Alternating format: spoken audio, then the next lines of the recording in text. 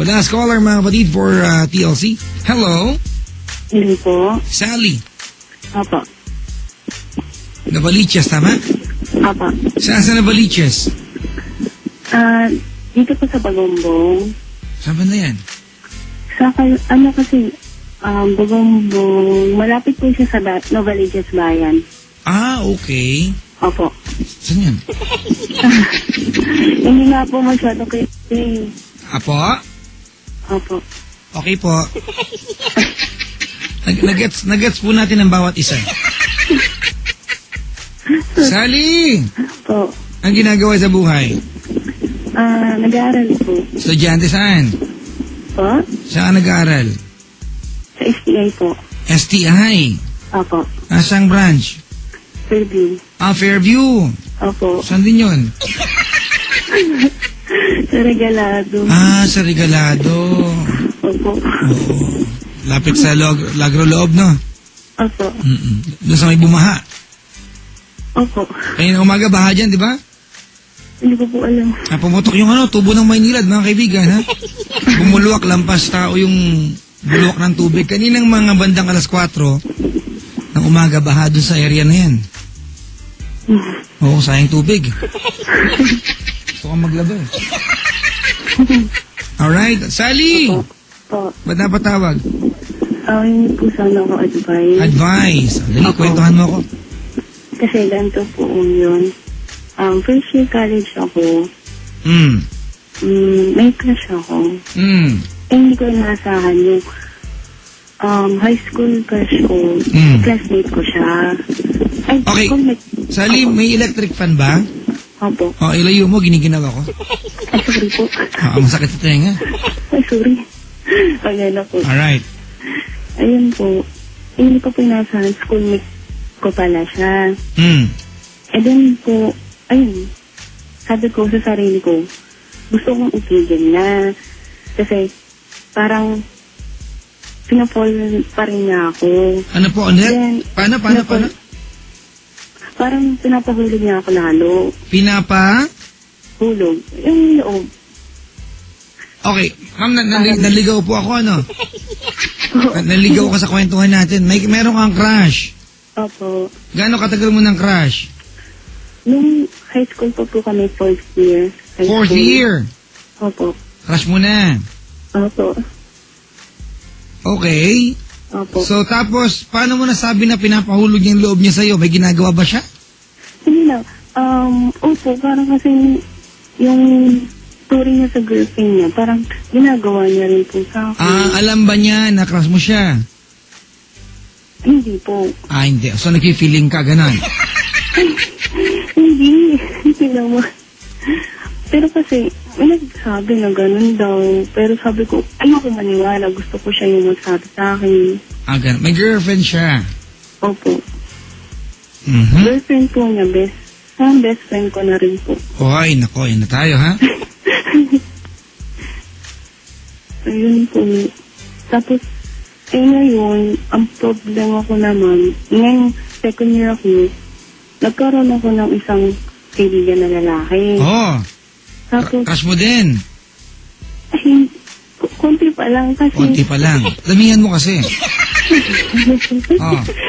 Kasi parang, sabi niya sa akin, tigilan ko na daw yung parang, ilusyon, ganyan, hindi daw ako magugustuhan ng high school na crush ko, ganyan. Sabi ko sa kanya, ano ba dapat kong gawin? Kasi yung in-advise niya ako palagi. Tapos yung parang lagi ko na siyang kasama. Yung kahit na nasasaktan ako kasi hindi nakikita akong girlfriend niya. Siyempre kahit paano masakit sa akin. Pero yung parang, yung kaibigan ko ngayon, parang siya na yung pumalit. Yung hindi ko inaasahan. Tapos yun, ang dama ko po sana.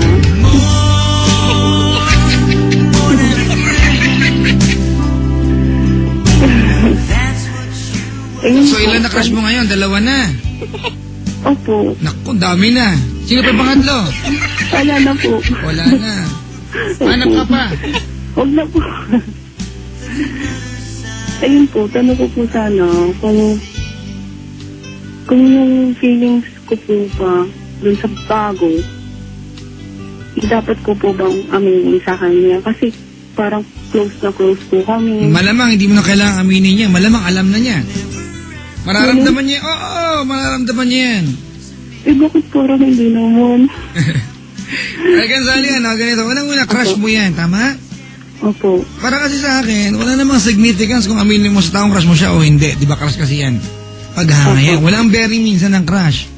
Opo. Kasi ang crush minsan napaka-subjective natin. Crush mo siya kasi maganda rubber shoes niya. Kasi bagay yung kulay ng buhok sa kanya. Di ba? Crush mo kasi matangos ilong. Crush yan eh. Di ba? Ganun yan. Pag sinabing infatuation, hinahanap-hanap mo na yung tao. Pag nakakita ka ng magandang rubber shoes, nakikita, uy, ito yung gamit ng shoes siya. Ganun, di ba? Infatuation na yan. Alright, ang tanong dito, ano ba yung mangyayari pag inamin mo dun sa lalaki na crush mo siya? Opo. Ano mo, pag tinatanong kita, ano ba yung mangyayari? Ano ba yung benefit pag inamin mo sa guy na crush mo siya? Para po sa akin, para mawawala po yung friendship namin. Sure ka ba dyan o haka-haka mo lang yan? Haka-haka ko lang. Hindi ko pa sure. Kasi hindi ko naman din alam kung may gusto siya sa akin. Kasi feeling ko, Sally, baka misunderstood mo kasi yung idea ng malapit lang kayo ng isang tao. Tsaka sa mahal mo yung tao at crush mo yung tao. Kasi sa kwento mo, kung papakinggan mo mabuti, parang lahat na naging malapit siya, naging crush mo. Hindi. Kasi iba yung parang feeling. Kasi yung parang palagi silang nandyan sa'yo. Tapos iba yung... Iba kasi yung crush eh. Opo. Diba? Oo, iba yung crush. But anyway, my point is, Sally, I cannot define this for you. Ikaw ang nakakaalam niyan. You will define this for us. Kung sinasabi mo sa akin na crush ang tingin mo dyan, well, go ahead.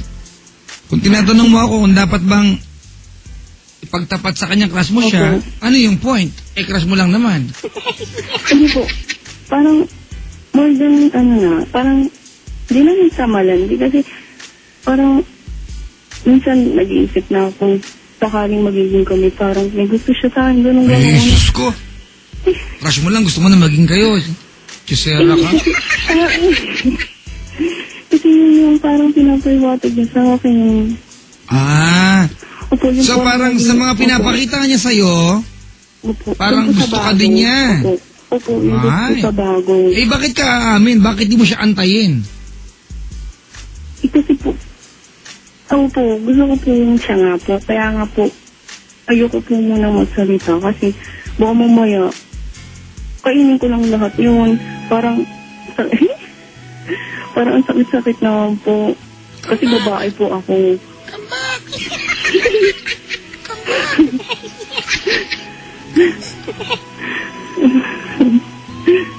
Rose, promise me you'll never give up, no matter how hopeless. Ikaw ba yung papagay? Oh, yung movie yan, di ba yung barko, yung Titanic? Di ba, si Titanic. My heart will go on si Ate Sally, ano? Kainis. Sally! Opo. Well, kung ramdam mong gusto ka rin pala nitong isang lalaking to, mag-antay ka na lang. Diba? Alright, mag-antay ka na lang. Sige po. Alright? Opo. May nag-text dito, Papa Jack, pakisabi sa caller mo na hindi ganyan ang mga taga-STI. Taga-STI College sila ng Tacloban. Magaling ka pa sa kayo, doon siya nag-aaral eh. Ano pakialam mo kung ano, di ba, Chusero? Hindi daw ganyan. Bakit? Bawal magkakash ang mga taga-STI? To si Mark Kaboboy, pekusan kita dyan eh. Alright, Sally, kung sinasabi mo sa akin na baka gusto ka rin itong pangalawang lalaking pag-uusapan natin, alright, at naibaling sa kanya, yung pagtingin mo dun sa isang crush mo, tapos mas nabibigyan ka ng atensyon nitong pangalawa, well, di ba, walang dahilan para unahan mo siya. Kaya ako siya magpanligaw sa'yo. Di ba? Wag mong gawin yung part na dapat siyang gumagawa para sa'yo. Inabayo ko lang naman, di ba? After all, babae ka pa rin. Di ba? Di ba? Opo. Oo. May nag-text dito. Para sa'yo, alam mo sabi? Ano po? Papa Jack, kilala ko yan. May crush din sa akin yan. Ang dami naman. Sabi ni Jay. Sige, anong pangalan nitong pangalawang crush mo? Ayoko. Ha? Nahiya ako. Pangalan lang ito, hindi ko na nakawin. Nahiya ako mamaya. Lagi kaya siya nakikinig sa'yo. Walang nang panoorin ka niya, radyo to. Dali. Ano po yan? Pangalan lang. Regan. Or, Regan. Oo. Di ba yung power niya, no? Alfred.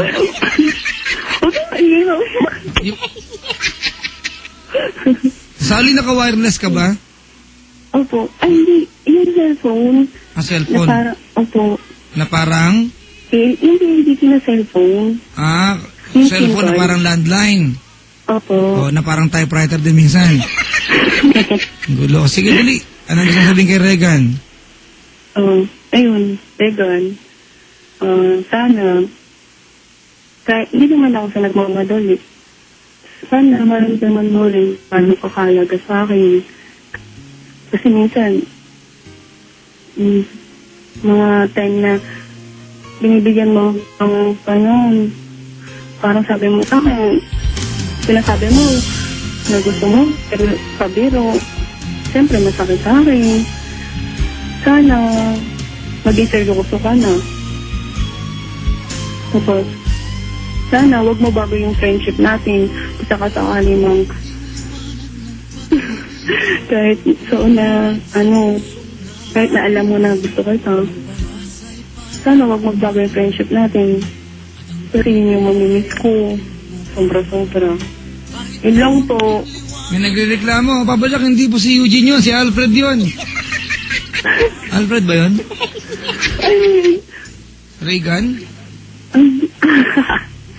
Ganyan sa ko. Iba rin ba yung Bakugan? Iba rin yun, di ba? Bakugan. Pero GMA din yan. Bakugan. Opo. Talaga? Alright, Sally. Opo. Alam mo, ganito, it's been a while, wala nang sabi ko to. Well, nice kong sabihin sa'yo na you don't have any problem. Opo. Okay, wala kang problema, kang gumawa, ha? Antayin mo lang na ma-develop ang mga bagay-bagay. Opo. Let things fall in their proper places, di ba? Opo. And then you decide. Right now, walang kailangan desisyonan. I-enjoy mo lang yung nagaganap sa'yo. Kinikilig ka, so huwag ka munang gumawa ng kahit ano para matapos yan, alright? Opo.